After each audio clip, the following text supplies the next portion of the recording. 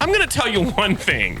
You spent $20 million building a roster that features 2 All-American running backs named Quinshon Judkins and Travion Henderson, who, mind you, have stiff-armed grown men 6 feet deep into the ground this year. Run the dang ball with somebody other than your somebody other than William Howard. This is the Rivalry Podcast. Jace, JP, Michigan, Ohio State, college football talk without all the tangents from River Radio Ministries and presented by Elevated Integrity Construction. There is a ton of college football to get to this weekend. We'll spin the wheel route What a weekend. to break the ice. Shout out, by the way, I've got this helmet placed prominently for a reason. If you're not watching on YouTube, at Rival Pod across social media, how about them Hogs, man? Idiots from the Tennessee letting them score. Yeah. I never understand that. So I just don't. My in-laws are right outside Fayetteville. They're huge Arkansas fans. And so that means I've watched enough Arkansas over the years coming in the family that when they scored on Tennessee, I was like, I've seen this movie before. Why? You can tell the Hogs aren't used to being in winning situations because they score, give Tennessee the opportunity to go down and somehow inexplicably hold off Tennessee. I literally said amazing to my wife Laurel after they scored, which she doesn't care, but she was the only person I could talk to about this at the time. And I looked over and I said, too much time on the clock. There was like a minute 17 or something. Yeah, way too much time. And I thought way too much time for them to go down. And then in fact, it was not enough time and they lost. We, of course, would be remiss not to mention Vanderbilt. What a blessing. How about Vandy? Knocking off Alabama? Honestly, I heard that they carried the goalpost 3 miles down Broadway in Nashville to launch that thing into the river or whatever. Yep. I love it. A lot of arm strength to carry a goalpost. It's pretty darn heavy. There's a lot of talk about how the expanded playoff, robs us of a meaningful regular season. Ask Vanderbilt if the regular season is meaningful or not. Ask Arkansas, hey, does this still matter? And Michigan fans wish the regular season didn't count Let's right now. go ahead and ignore that and go to the wheel route. Heisman front. It's got to be obvious, right? I don't know. Ashton Jeanty. Yeah. Yeah, Ashton Jeanty's got to be the guy. You don't have him as the Heisman front runner right now. And obviously the other guy that's going to be, there's multiple guys in the mix there. Jalen Milrose in the mix, Cam Ward's in the mix, but I feel like it's Ashton Jeanty and Travis Hunter. Like those are the 2 guys. And I think too, by the way, I think you can make a legitimate case for Travis Hunter. Obviously. Yeah. But I'm saying I don't know how you can look at what Ashton Jeanty has done this season and go, yeah, well, it's got to be Travis just because it's Travis. Heisman, the Heisman Trophy is not, at least not supposed to be. It's not supposed to be a hype award. Travis Hunter has more hype. Ashton Jeanty is doing some incredible stuff here. And the thing that I like to focus on with this year specifically is it's the schools that never really get the love that have the front runners in my mind right now. Usually you've got your Alabama, your Ohio State, your Michigan, your Georgia. Like those guys are always kind of in the mix with a player or two. But it's nice to see those smaller schools, the Boise State getting a guy in there that's in serious consideration. The Colorado, regardless of if you like Prime or not, Travis Hunter's a baller. He's been a stud all season long on both sides of the ball. And by the way, I want to clarify, when I say, Ashton Jeanty's doing just some incredible stuff. What you're saying is what valid. Travis Hunter's doing as a two-way player, we've just not seen that. I would not be upset if either of them took it home. I think both are crazy deserving. I'm going to be upset if it's Colorado. I mean, over 1,000 yards and less than 100 carries is just stupid. And by the way, 16 touchdowns on the ground already. They pulled him this past week also. He only had 13 carries. It's not. Guy didn't even need to do much. It's not the same, but it's kind of like last year where JJ would get knocked for some of his stat lines. It's like, because he's not playing in the second half. You realize that. That's the same sort of thing that Ashton Jeanty's doing. Boise State, man, as the G5 contender. Only loss is a close game against Oregon. If I'm sitting there as, what would that be? The 5 seed, I guess. If they're not ranked higher than that, I guess it depends on where Boise State ends up being ranked. But let's say that they're the 12 seed. Regardless, whoever ends up facing, let's say it's Boise State. I don't want a piece of Boise State. I don't want to have to slow down that run game. No, my goodness. We've talked about. With expanded playoff, we were talking about this with our boys at Meep Meep Nation from UTSA, and how with super conferences for the SEC and the Big Ten and expanded playoff, And one of the things we talked about was how, the G5 is never going to really be able to contend. Yeah. While that's true, Boise State may give us a great litmus test right off the bat, because not only, yes, a G5 team will at some point pull off an upset in the first round, and Boise State very well may be the team to do that right off the bat. But can you win a second level game? It's going to be a big question, because now you get to play, let's say, Georgia, Ohio State, Oregon, Alabama, whoever. We even talked about it on that podcast with those guys, where I think I had said, like, it'll be a rarity where you have a G5 team like that come out and pull off an upset. But funny enough, one of the few times we've seen it was Boise State against Oklahoma in years past. Yeah, that Sugar Bowl game. With the Statue of Liberty play, which was just a phenomenal team. You'll have stuff like that wherever it'll be exciting for a game. Yeah. Then you're going to have what happened where it was Georgia and TCU, and everybody's like shutting it off at halftime because it's 100-3. And that's just, eventually that run is going to stop. Maybe once every 50 years, you'll have a really deep Cinderella-esque run. The fascinating thing though about this year, and then we'll talk about Michigan, Ohio State stuff. The really interesting thing about this year in particular is that we've seen so many upsets already of these teams. So Georgia, this weekend alone, Georgia getting beat by Alabama. Okay, it's an upset, but what does that look like? Alabama getting beat by Vanderbilt, Tennessee getting beat by Arkansas. So now all of a sudden you've got these teams. It's like, okay, USC losing to Minnesota. Skew ma, man. We're going to talk about that. We've got these. My point in bringing that up, though, is we're looking at this going, oh well, let's say Boise State makes it through the. First of all, we're assuming it's Boise State. That's not a given yet. Army and Navy both undefeated. Will play at the end of the year too. Holy cow! Hold on to your butts. God bless America. Okay, let's go. But Boise State getting through to a second round and going, well, now you've got to play Alabama, or now you got to play Oregon. Boise State took Oregon to the line already. Alabama just showed me that they're beatable. I mean, outside of maybe Texas, I don't see a lot of weaknesses here. Ohio State, I know, is obviously undefeated, but the only team that I have not seen a weakness on yet, Texas. Oh, see, I would throw Ohio State in there. I think those are the only two teams that have really handled business this season. All right, let's talk Michigan, because I've got a lot of problems with you people, and you're about to hear about it. It's a Festivus for the rest of us. The biggest thing that we talked about on the podcast last week for Michigan was the inability to play a complete game. Okay. First half dominance against USC, and then just trailed off, and God bless Coyle Mullings for saving that game. Minnesota dominate for 2.5, 3 quarters, fall off the wagon at the end, still managed to get the win. I said I thought that they probably could get away with it this week, but I expected a more robust game, and I could not have been more wrong. No, what a complete and utter lack of a complete game. I learned so much about Michigan this week that I learned more than I thought that I would. I learned Jack Tuttle's the guy, but I don't think he's the savior Michigan fans were necessarily hoping for. Now, that's not me saying he's like some above average guy, but I think everybody kind of expected that he would go and provide a little bit more stability. And I think but I was looking at the drives because I was coming back from the Ohio State game, so I got to catch the second half of this. And once you guys made the change, once you brought Tuttle in, he comes in and you guys score on each of the next 3 possessions. You get a touchdown, a field goal, touchdown. Beautiful looking drives. He looks in command. Offense seems like it's clicking.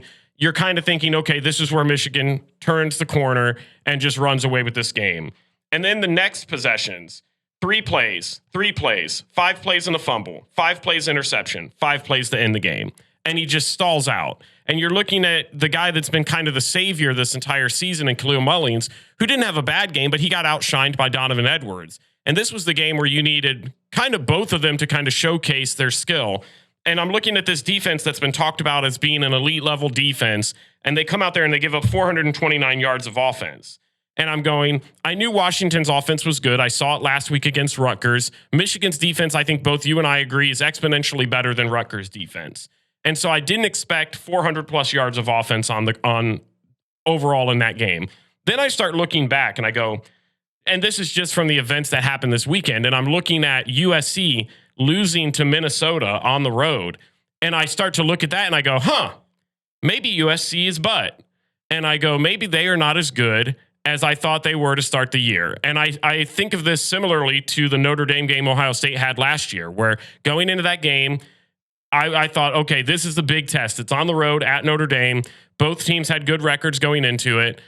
And after that game, I thought that was a gritty win from the Buckeyes. That's going to be a monumental win going down the season. And then as the season progressed, we realized, okay, Notre Dame actually is a good team, but not a great team. Not a great team, yeah. And I looked at that USC win from earlier as it stands right now, and I look at that in the same light, where I'm going, okay, well, sure, we're going to have to see, and we're going to see it this weekend because they take on Penn State at Penn State.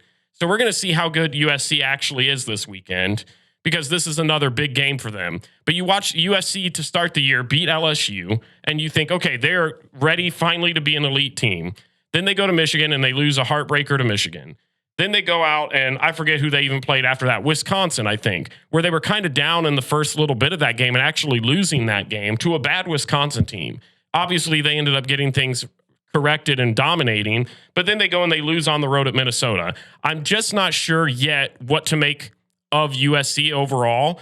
And so I'm starting to think less of that Michigan win. Well, I don't think, I mean, number one, you hit on a lot of stuff that I agree with, and I'm going to dive into that. Number two, I don't really care what anybody thinks about the USC win, because that's the least of Michigan's concerns at this point. A win is a win. The lack of the complete game I want to go back to first, because this was Michigan starts off here's, and this kind of ties into the Jack Tuttle thing, which is why I paused there. I mean, Michigan spots Washington 14 points before Tuttle ever sees the field. Mm-hmm. And so 3 straight punts and down 14-0. You know, Sharon Moore has been criticized, and rightfully so, for the lack of ability to make adjustments, lack of willingness. The willingness to insert Tuttle into that game is a phenomenal adjustment. And I saw people complaining about, well, why didn't he start? Why didn't he start? Because the man has not started a college football game in years. He was back up to Michael Penix. He was back up to J.J. McCarthy. He's been injured. He's been hurt. The last place you're going to insert a guy who's coming in cold is your first road game of the year. Mm-hmm. He's not going to start that. You're going to insert Alex Orji. You're going to continue to try to run the same thing you've ran, because you should be able to have success there. When you get yourself down, that is the absolute right moment to insert Tuttle. Yeah, 3 punts, touchdown, field goal, touchdown. Here's the minus the end of the game drive, which at that point, yeah, the game doesn't matter. Michigan's last 4 drives: punt, fumble, pick. Mm-hmm. Okay. Here's Washington's last 4 drives: field goal, pick, touchdown, field goal. 13-0 on the final 4 drives for Washington. There's your ball game. You started slow, you ended slow. Until Michigan can play a complete football game, I don't see them being favored in any games moving forward against teams not named Northwestern, maybe not named Michigan State. Your schedule, you're obviously on a bye week this week, but then you come right back and go on the road at Illinois, who's currently ranked. I forget what they're ranked now, but everything for Michigan just got exponentially more difficult. And until it doesn't really matter who you play. If you don't play a complete game, ask Alabama, ask Tennessee, ask Mizzou, ask USC. It doesn't matter who you're playing if you don't show up to play the game. Now, I will remind folks as well, Washington was favored in this game, okay? This was a home game. This was a road game against a home favorite, okay? That does not excuse it, but I'm saying if you're going to circle things and go, well, this is an unranked upset like Alabama. No, it's not. You're an idiot. Yeah. Not you. Well, sometimes you are. Not right now you are. That's fair. But my team's undefeated. That's all I have to say about the complete game thing. Is just it's ridiculous. Jack Tuttle, clearly the guy going forward. I get the frustration with, well, you turned the ball over twice. It's just like Davis Warren. You're an idiot. No, it's not. Well, here's where it's not. This is a Michigan fan. You've got to be. This is why you wouldn't have Tuttle start the game, because the guy has not played college football in a year. But aren't you kind of throwing him in to an even worse situation when you're down 14-0? But you can't anticipate that, though. I know you can't, but that's what I'm saying. Why, if he's healthy enough to go, and you know that he's better than Alex Orji or Davis Warren, because you can't insert a guy who hasn't started in so long and make that his first regardless start. Whatever his first snap is going to be is still going to be the first snap in years. Yeah, but to me, there's more pressure from a guy going in with the pressure of being down 2 scores than going into a game that's 0-0 and he gets to go. Right, because but you can't anticipate that. So what you would rather do is, if you know he's good to go, you'd rather be able to insert him up a couple scores somewhere down the road. You'd rather insert him at Michigan State. The way that Michigan offense has been going, I don't think you're going to get the chance ever. The Michigan offense was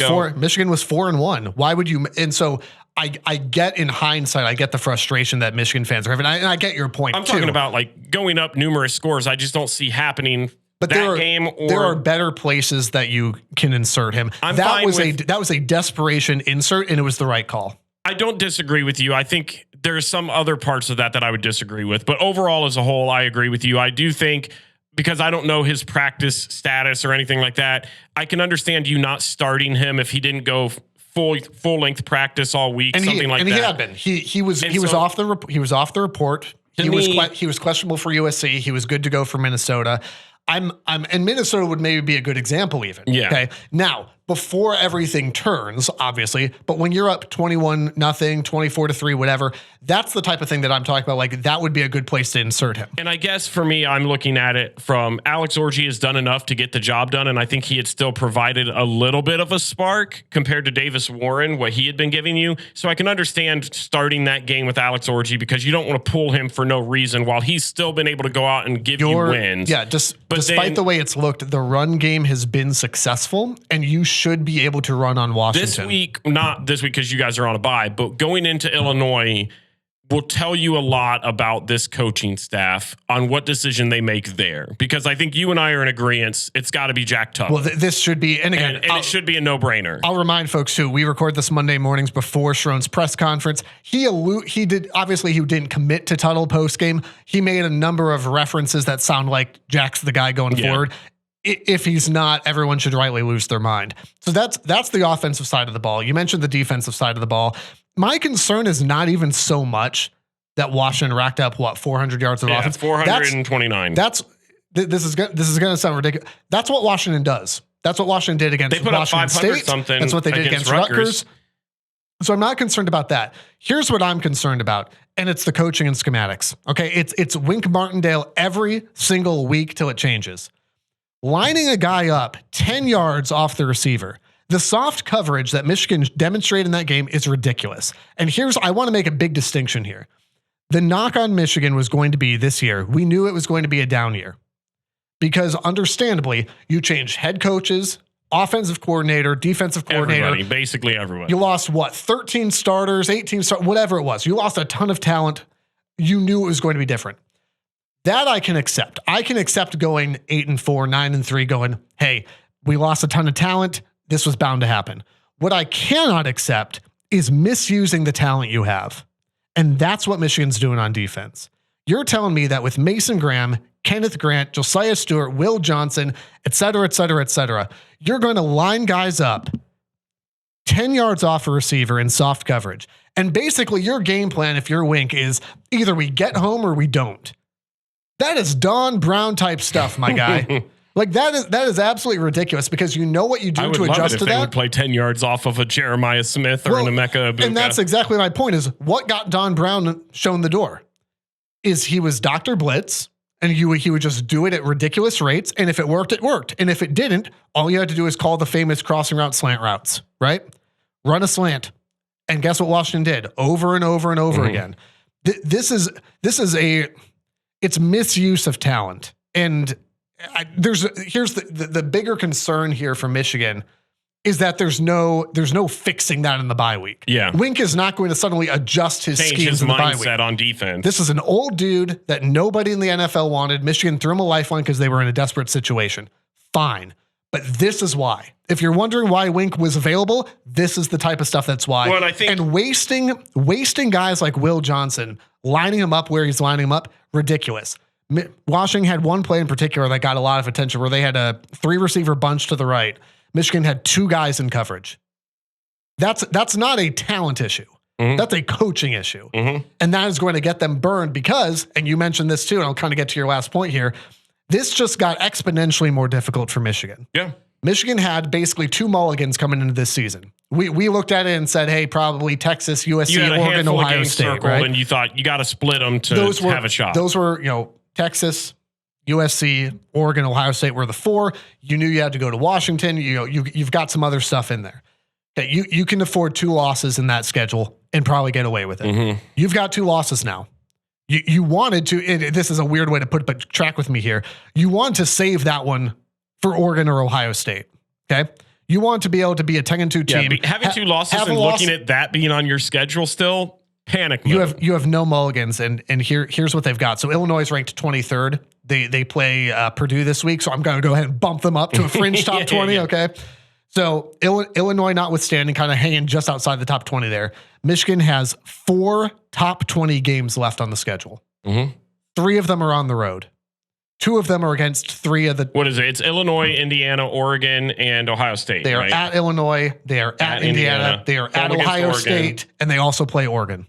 Oregon's at least at home. But 4 top 20 fringe top 20 games left. 3 on the road. 2 of those teams are in the top 3.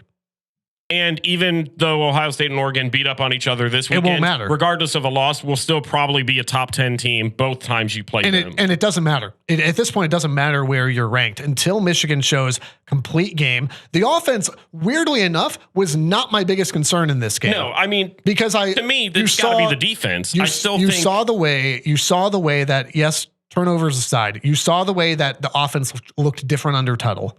That is one of the things that a bye week does help with. You at least could throw the ball. He still didn't throw it crazy. I mean, but again, fine. That's why I'm going to say that's why you don't want to just insert him in there, is because he's coming in cold, and you do risk stuff like that.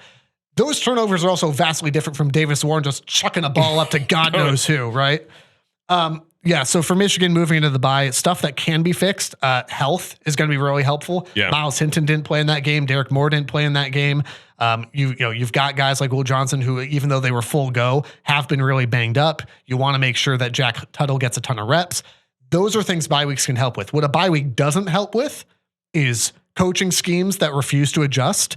And the reality that you're looking at a Michigan team and you have to be honest enough to go, this is just not a great football team. I think they're a good football team. They're an average football team, but they're not a great football team. And if you had come out of Washington with a win, that would have been a big boy win on the road. Mm-hmm. 5-1 heading into the bye with still kind of that lost mulligan in your back pocket. This feels completely different, but you didn't. And until you play a complete game and until I see Wink actually adjust some of these schemes, it doesn't make sense to me. And the nonsensical nature of this tells me that Michigan is likely to go about 7-5 to finish out the year. Well, and the thing is, you mentioned those key games. And if I'm any of those opponents right now and I'm looking at Michigan and how they're playing, I'm amped because you were already, just based off namesake and the past couple of years, you're already getting everybody's best shot. You're the defending national champions. And that's the beauty of Michigan and Ohio State is both of our programs get the best shot. It doesn't matter. Illinois, the crowd is going to be into it. They're going to be ready to give you their best shot. And that right there, by the way, it's not going to be easy. That right there. I mean, do you want to know how painful the rest of the games are going to be? That's the one, because this is an Illinois team that's going to come into that game, 5-1? Yeah. 5-1. Probably top 20, if not, fringe top 20, if not in the top 20. Honestly, their only losses to a currently undefeated Penn State team the Illinois had a shot at. In the new playoff, Illinois got everything to play for. Mm-hmm. Indiana's got everything to play for. So do you want to come in and play it as a Michigan team, a team with no momentum right now, and play that team? No. So we'll find out a lot about Michigan. An extremely frustrating way to go into the bye week, as you can tell. At least you get a week off of whatever that is. Yeah, but see, here's the thing. Then that lingers with you. And maybe that's what they need. What they need is to fire Wink during the bye week. They're in their filth and have to watch replays of that Washington game for 2 weeks straight. And I'll leave it alone there. But that's just what kills me is the talent on the Michigan defense. I can deal with lost talent. The talent on the offense was going to be hard to watch. Watching a defense that still returned really good NFL caliber talent, and to see them misused that way, because it's not you've got 3 guys bunched up. It's not a talent thing when you've got 2 guys lined up. I think it's not a talent thing when the coach says, "Hey, back off 10 yards." Here's the other thing that I wanted to hit on with this game. That puts guys in impossible situations. And if I'm Michigan, I know you don't fire a DC at this point in the season. I would. This is maybe, I don't even know if it's a hot take, and I don't even know if logically it makes sense. But in this moment, I go, why not? Mm-hmm. And I guess, like, well, someone's going to fill the spot. I understand. I'm speaking from emotion here. Who could be doing it worse? Wink Martindale will not be the defensive coordinator next year. I wanted to hit on one last stat that I thought was kind of crazy because we've talked about it all season long, mostly after the USC game. Michigan's offensive game plan is to run the heck out of the ball because that's all you guys have really had. And this was a game where you guys did it and did it well. You guys still had about $170 on the ground and still came out losing, which if I'm a Michigan fan, that's rare. Makes me worried as all get out because I'm looking at this going, okay, well, normally when we get 170 plus yards, I'm feeling pretty good. The offense seems to be doing well. It is just rare in college football to win the rushing game and lose. Still lose. I mean, I don't remember the stat, but the stat has been floated around about Michigan and Ohio State. Whoever's won the rushing game, but in the game has won 22 out of the last 23, honestly, something like that. That's the trend with just college football now in general. If you can't run the ball and run the ball well, you don't stand a chance. And I was surprised when I was watching this game because I'm like, man, Donovan Edwards finally shows up for a game, has almost 100 yards, has a sick touchdown run. I'm looking at Khalil Mullings split Khalil evenly, 14 and 14. And I'm sitting there going, that's exactly what you want if you're a Michigan offense and you're a fan of them, is you want to see that combo perform just how they did. You'd like to see Mullings have a little bit better of a game,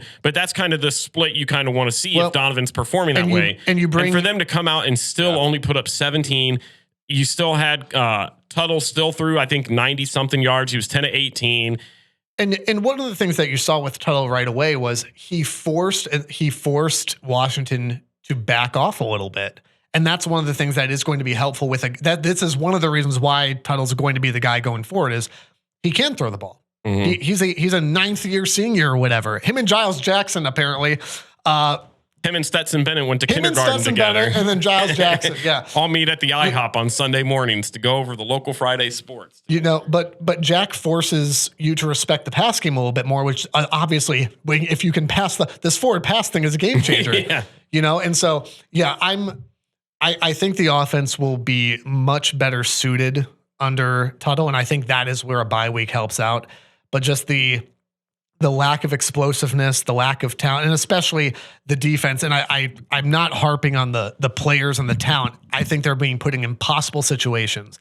And that is the thing that's going to get under my skin the most, probably. By the end of the year, two things will be true. Number one, if you lose to Ohio State, that's the number one thing under your skin. Number two, is going to be looking at a defense and going, how in the world did we mismanage that? Mm-hmm. Because it's not a talent thing, it's a coaching thing. Maybe you feel a little bit like Wink Martindale in Michigan. There it is. You know what you're doing isn't working, and you'd like to transfer in some help. Instead of lining up 10 yards off the receiver, our friends at Elevated Integrity Construction are the key to a successful project. Aaron Carroll and his team, they've been doing this a long time. Communicate openly and honestly. They will leave you wowed at the finished project, unlike Wink Martindale. Home, church, or business build, go with the folks with integrity in their name, elevatedintegrity.com. We're also proud to be part of the Varsity Network this season, powered by Learfield, and the Varsity Network is a must-have for every college football fan. Free to download in the App Store and Google Play Store. You can enjoy live college football games and podcasts just like this one. Search for your school to find tailored content and be sure to search for the Rivalry Podcast in the Varsity Network app. We mentioned this earlier, but across social media as well at Rival Pod, Twitter, Instagram, YouTube, and then rivalpod.com. We have blog articles that go up each week, links to YouTube and social media, gallery of photos from the Iowa game as well up there. Yep, just put up. And an opportunity for you to support the podcast. We've got some amazing maize and blue, scarlet and gray t-shirts. You can find whatever one works best for you. And if that's not really your vibe, you just want to give a little gift and say, hey, I want to support you guys. Thanks for what you do. Click support at rivalpod.com. Support at rivalpod.com. Okay. Let's talk about something besides Michigan, for gosh sakes. I'm not done. Unfortunately, we got to talk about Rutgers to the Rose Bowl. What a disappointing thing that happened on Saturday. This is where we measure how likely it is the Rutgers goes to the Rose Bowl, and it took a hit. I forget what I ended up sending to producer Eric, but I want to say it was about a 4 out of 5. It's not been killed off. They obviously lost to Nebraska. That was your stupid genius pick last week. And I was at the Ohio State game right when this game started, so I didn't get to watch it. You were kind of texting me some updates. Lost 14-7. They just kept shooting themselves in the foot. They had a missed wide open touchdown grab. They had a touchdown run that should have counted. I'm still upset about it. I saw the replay of it. Kyle Monangai scored a touchdown. This was a game where Dylan Raiola had his worst passing game They spent 9 of their first 11 possessions in Nebraska territory. I mean, it was just, if you would have read the stat line off to somebody and you wouldn't have shown them the final score, you think Rutgers wins this game by double digits. And they just, in typical Rutgers fashion, found a way to lose. So it did take a small hit. But I still got faith. This is still a decent Rutgers team. Do you think they lost because I put on the Mike Teal jersey? I think you jinxed them. I think that's my bad. This needs to stay on the good guys' side, and we need to leave it at that. I agree. There's no reason for me to put on a Rutgers jersey for the rest of the year. We can agree on that. After that, you've officially jinxed it. So yeah, the Shiano meter down to a 4 out of 5. Still going strong. So talk to me about Ohio State and Iowa, because this, we've talked in the past about tale of two halves for Michigan. Yeah, what was that? So here's the thing that's frustrating from an outside point of view. And you can be frustrated, and because it's my job on this podcast to be a little nitpicky, I'm going to be a little nitpicky with stuff. So you go into this game, Iowa is talked about as being a first test, however you want to put it. Tests are relative, but it is Iowa. The biggest. Yeah, everybody knew the defense would be the defense. It is Iowa is the best clarifier you could have put there. The defense was going to be the defense. The offense was going to be there, and that was going to be that was going to be the game. And Ohio State at halftime was only up 7-0, and everybody around the country is going, "You guys can barely do anything against Iowa. It's 7-0." That game was in Ohio State's hands the entire time. There was not a moment that stadium felt like Iowa had any sort of momentum. They were down 7-0, but at the beginning of the game, and this is where I'm going to be a little nitpicky. At the beginning of the game, it's 4th down and a decently long 2. So 4th and 2. And the play call is a quarterback run with Will Howard. Chip, I'm going to tell you one thing. You spent $20 million building a roster that features 2 All-American running backs named Quinshon Judkins and Travion Henderson, who, mind you, have stiff-armed grown men 6 feet deep into the ground this year. Run the dang ball with somebody other than William Howard, who is the only shot you guys have at going far.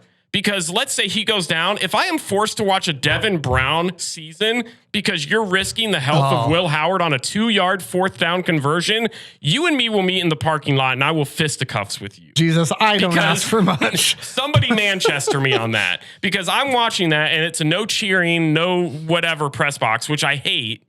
But I'm up there, and they go and do this play call, and it took everything in me to not open the window of the press box, scream down where Chip Kelly is sitting, and go, "Chip, come here a quick second. I have some words." Well, that's my first thing. Okay, first of all, this is not important, but he sits up top, my guy. He sits up top. Just walk down and talk to him. They don't let me in that room. They don't let you open the window and yell down to the coaches either. It's weird how that works. But that's my first nitpick. I'm gonna counter something because I don't want this to go amiss, because otherwise it's just me whining about Michigan the whole time. There were absolutely things that Iowa did in that first half that gave them momentum. You turned the ball over twice. They did nothing with it. You turned the ball over twice. They did nothing with it. The idea that Ohio State was never in trouble in this game is ridiculous. No, here's the thing. You played a 7-0 game and turned the ball over twice. Let's say Iowa goes down and scores and it's 7-7.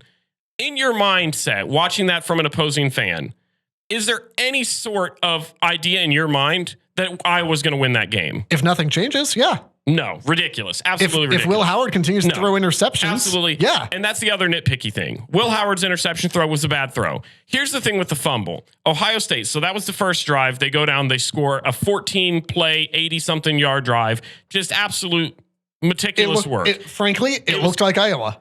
It looked like Iowa switched jerseys. It was great. And they go down, they score. Then they go down, they have the 4th down where they were driving deep in Iowa territory. I like the aggressiveness. I hate the play call. This is the same mindset that I had that I wanted Ryan Day to have going this year, but I just need you to be better about it. Could you not suck while doing it? Because I'm looking at this and I'm going. But all I would say is change everything about the way you did it. I'm fine with him going for it on 4th down rather than kicking a field goal.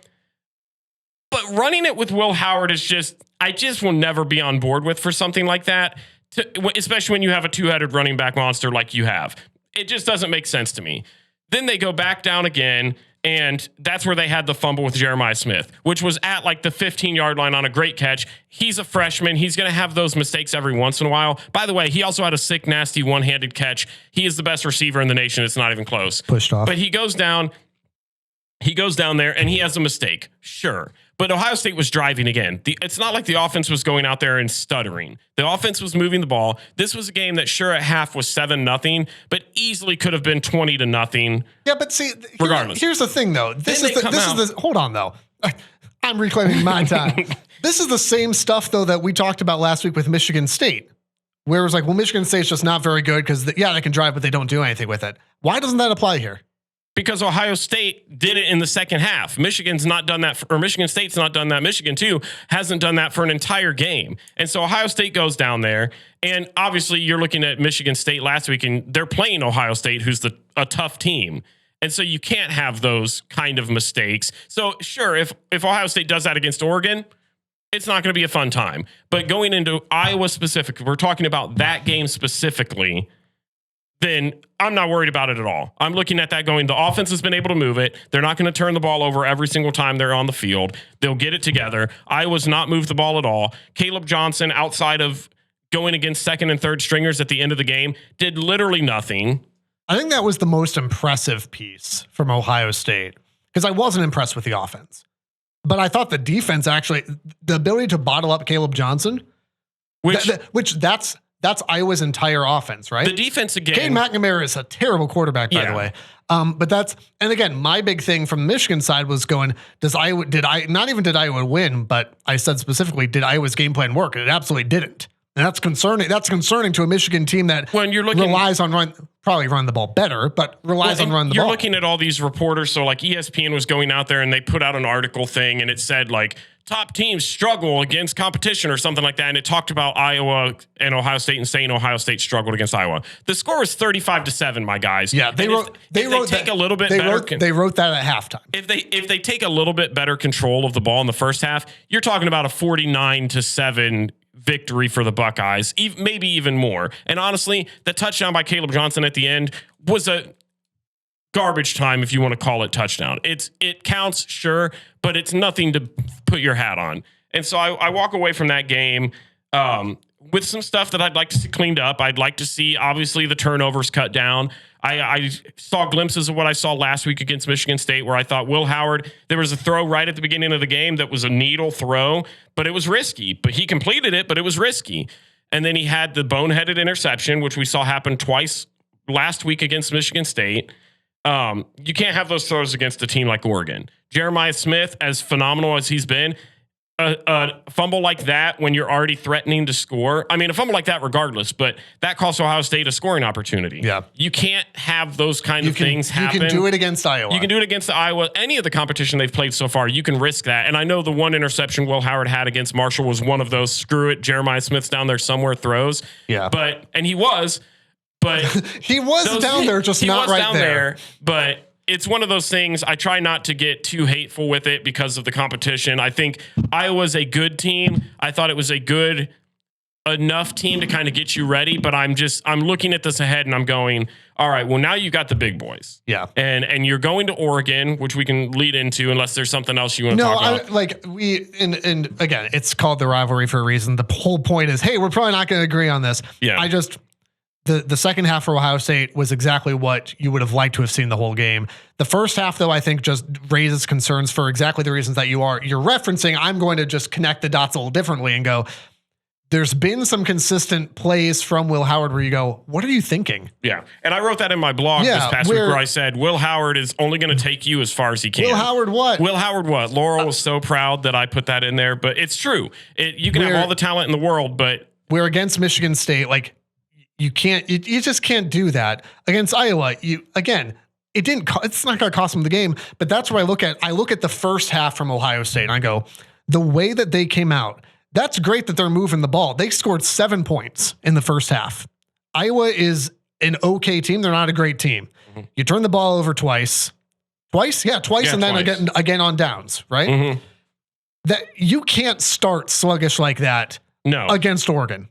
In their defense, that raises concerns for me because Iowa's offense, I'll say this last thing on Iowa's offense is incredibly sluggish, and yet they were still in a 7-0 game with Ohio State in Columbus. That has to raise at least some concern to go, we've got to get that fixed. I think because some of it is a coaching mentality where I think if this past Saturday was Oregon, I don't think Ryan Day, and this is where I kind of hope he proves me wrong this season, right? Is I look at that 4th and 2. I think Ryan Day kicks that against Oregon. See, I don't think, and I'm not even opposed. If I'm going off years past, and I would hope that he would go for it still. I'm not even opposed to that. I'm just saying the inability. This is going to come back to the Notre Dame stuff, right? This is a tough team. It's a tough team. It's a tough team. You can't get 2 yards. And that's where I look at the play call. I think Ohio State gets that if they hand the ball to Travion or Quinshon. But that's the thing, man. It's like this has been for Ryan. This has been over and over and. That's fine, but it's been this way for Ohio State for years now. Where, well, if we had done this, or if we'd done that, or if it hadn't snowed, or we didn't have the flu, it's this sort of thing. What I was going to say on Iowa, and then I'll stop bashing you for like 30 seconds, maybe. Here's the thing that killed me about Iowa.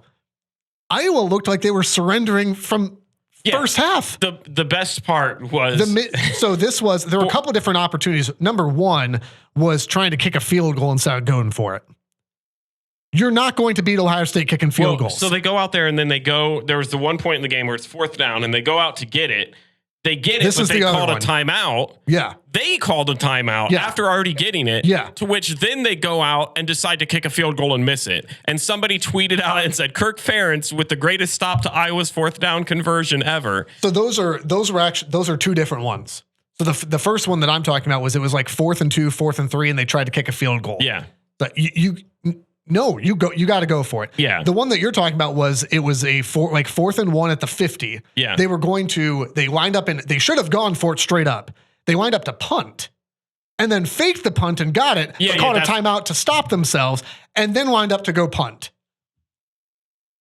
What in the world is happening in Iowa? Punted it. And I referenced it and this will surprise nobody. I said, that is some Ryan Day, Georgia 2022 cowardice right there. Because it's almost the exact same. Now, Georgia called that timeout, but the scenario is almost exactly the same. 4th and 1, we can absolutely go for this here. We're going to line up in a punt. We're going to fake the punt.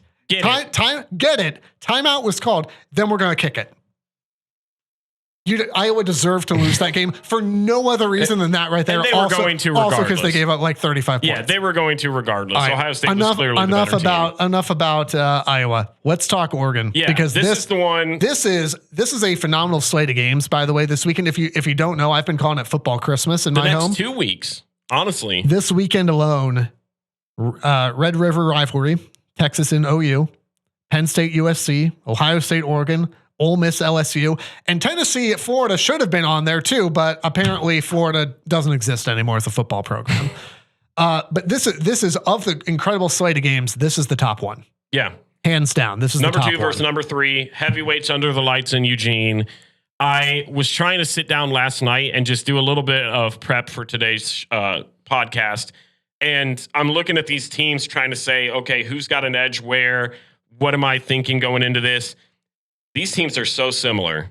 Yeah. So similar. Spider-Man meme. I'm looking at it, and it's going to sound weird to say, but I think position-wise, Ohio State has the advantage overall. But stat-wise, these teams are so identical. You're looking at this, and I'm going, okay, quarterback position, I'm giving to Dylan Gabriel. Yeah. Running back room, I'm giving to Ohio State. Wide receiver room, Ohio State. Ohio State probably, but it's close. Yeah. Tight end, I'll go Oregon. Yeah. I'll go Oregon for that. For the record, I've not been impressed with Ohio State's tight ends. O-line, similar. Yep. D-line, similar. I would say Ohio State's probably got the edge there overall on defense. So you're looking at this and you're going, okay. But again, like you said, not by much. But it's close. There really isn't a gap. I'm looking at their running back, Jordan James. He's the main guy. He's got about 550 yards on the ground, 6.3 yards a carry. Ohio State showed what they could do against Caleb Johnson, who was the nation's second leading rusher. They were able to kind of shut him down. But the thing with this offense for Oregon, they've got 5 dudes that have over 100 yards on the season. They've got 3 of them that have over 250 yards. Ohio State's got Ibuka. They've got Jeremiah Smith, obviously. I think that's though. They've got playmakers. I mean, they've got the talent. Sure, they don't have a lead back like Jordan James, but you've got Quinshon. Running back is not an issue for Ohio State. It's so similar that I've gone back and forth on what I think this will be. Ultimately, and it's going to sound like a cop-out thing, I really believe that this game comes down to whoever makes the first mistake. It is so tightly contested that field goals aren't going to win it. If you're going down and at the end of every single one of your drives, you're coming up with a field goal, I just don't know if that's going to be enough. I think both of these offenses are high powered enough. I think if that's all you're coming away with, yeah, but like this is going to be a like you take the point sort of game. So do you think, because I'm looking at this and this is where I was torn. Yeah. Do I think that this is going to end up being a defensive battle where both teams kind of struggle, or do you think this is going to be a shootout? Because in my mind, it depends. I think it depends on what you. I'm not talking like 40 something, nothing, but like. Let me put it this way, without telling you my scores, I've got scores in the low 30s. We're pretty close. Here's my real man. There's so many storylines to this game. Yeah. Also, let's not forget the storyline of Chip Kelly. Mm-hmm. Okay, that is a massive storyline. Does it affect the game? No, but it's interesting. Mm-hmm. So there you go. One of the things that is really fascinating to me, and I am going to hang my hat on something you said, which is the team that makes the first mistake. Obviously, you could say, well, whoever makes more mistakes loses. Yeah, no duh. That's what I said. It sounds like a cop out. But I will. So maybe I'll fine tune and say the team that makes the first mistake probably loses this game. That's what I said. Is that what you said? Yeah, I said the team that makes the first mistake I'll try and listen a little bit better pay next attention. time. And here's why I bring that up. So we mentioned Will Howard's interceptions. Dylan Gabriel has also thrown... They're similar stats. Dylan Gabriel has thrown 3 interceptions in 2 games. Their last 2 games being against UCLA and Michigan State. Mm-hmm. 2 teams that are not very good. Will Howard has also thrown 3, turned the ball over 3 times. Both of them had bad games against similar opponent in Michigan State. And then this past weekend against Iowa. So the turnover, that can't happen for either team. No. Okay. The talent on offense, or the talent at the quarterback position, is pretty firmly Dylan Gabriel.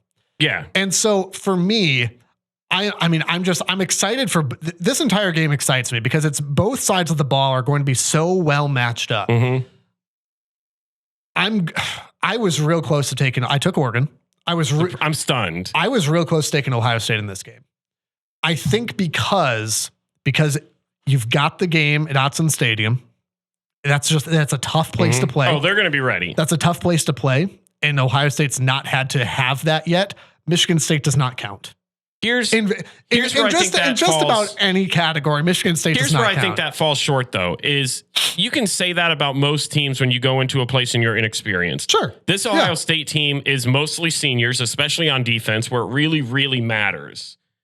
And I would even say with the quarterback position, Will Howard, granted, he hasn't played. Will Howard what? Shut your mouth. I hate that. I'm just kidding, Laurel. I love it. It's hilarious. But you go into this game, and Will Howard hasn't played to a game this magnitude, but he's played in big stadiums. The Big 12 has some good matchups. But I think some of that matters, some of it doesn't, though. But here's where I think it does matter, because I think you're bringing in a ton of seniors who have been in games like this. I think a lot of these players that were on defense were at Michigan. Granted, they lost, but they were at Michigan in that environment. They were at Notre Dame. They've played at Penn State, all of which I would say rival what they're going to experience at Oregon. Well, so, and by the way, I want to be clear here. I am not strictly picking it based on location. Yeah. I'm saying that is in a game where we're saying, factor, but in a game where we're saying these teams are so razor thin, and you really have to pry the razor thin margins apart to go, what's going to make a difference here? I think a location does matter. Mm-hmm. The other thing that I think as well is just like, as similar as the turnover battle, or as the turnover numbers are, Dylan Gabriel's a better quarterback. And I think that is enough of a margin for, and again, Ohio State's got a very good offense, but I think the Dylan Gabriel factor is enough of a margin for Oregon to win. I have got this one by literally a point. Oh, okay. 31-30. I'm going to take Oregon. You're wrong. I'll tell you my score and I'll tell you why. I have Ohio State 34, Oregon 27. I think you're fair in your assessment of Dylan Gabriel. I think anybody with a brain would say Dylan Gabriel is a better quarterback than Will Howard. I don't think Will Howard is a bad quarterback. I think he can come out there, he can do enough, and I think he doesn't need to do a ton. Whereas I think Dylan Gabriel has to kind of have that kind of a game. I think he's got to have Quinn Ewers style game where he's throwing for high 200s, low 300 style game, handful of touchdowns. I don't think Will Howard has to have that game.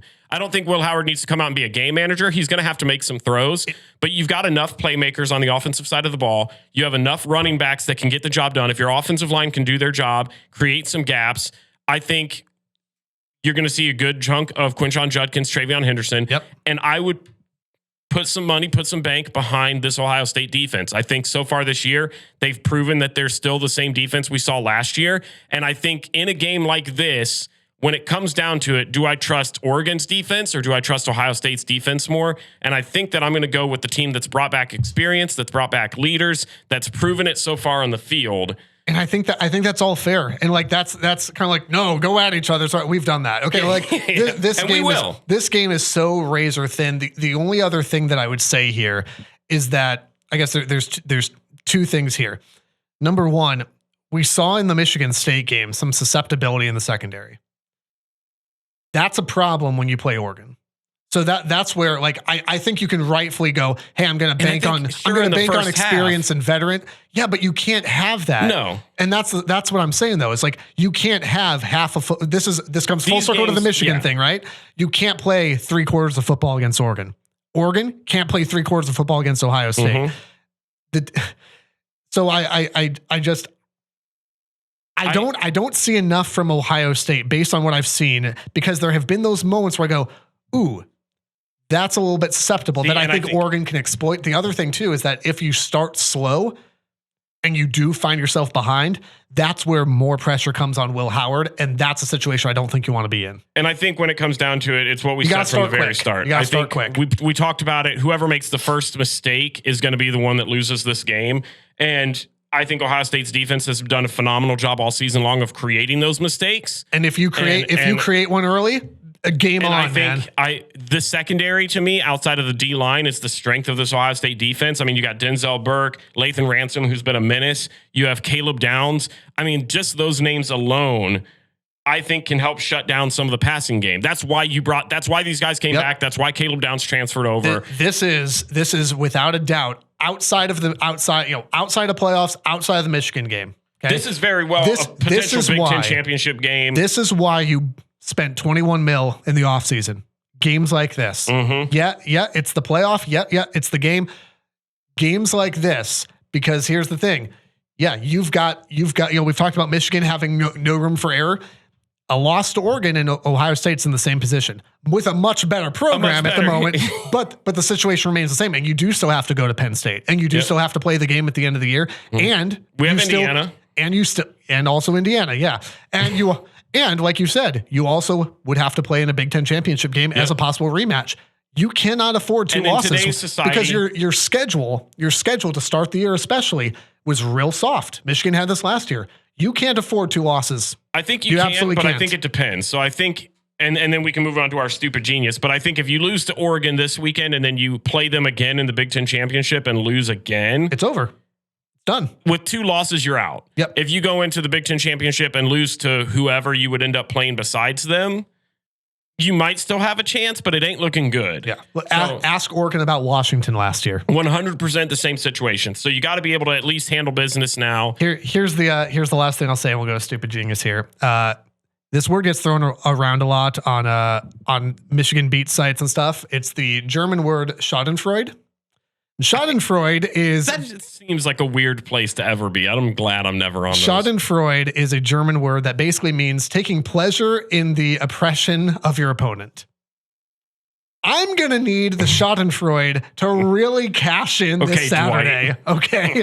Perfektenschlag. I don't know why I did in that voice. He doesn't have that kind of voice. I'm going to need that to cash in because I'm going to need something to celebrate in this bye week. I will be sick on Monday and Saturday night if they end up losing that. All right, let's jump to stupid genius here as we wrap up. Scoreboard's real tight. I had 7.5 points, and you just added 7 points with an SMU pick. Them Stangs, let's go. So 7.5 to 7.